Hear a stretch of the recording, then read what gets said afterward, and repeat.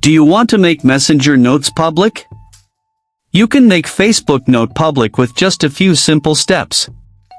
Before we begin, please like this video and subscribe to our channel.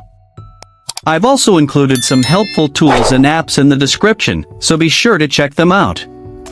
To make Messenger Notes public. First, open the Messenger app on your mobile device. At the top of the Chats inbox, tap on your profile picture with the Share a Thought or Note bubble. Type the message or choose the music you want to share in your note.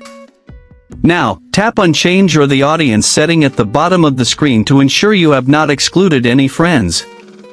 A new screen will open with different options. Select Public or Friends and Connections to maximize who can see it. Once selected, tap the Save option in the top right corner. Finally, tap the Share button in the top right corner of the screen. Your note will now be visible to all your friends at the top of their inbox for 24 hours.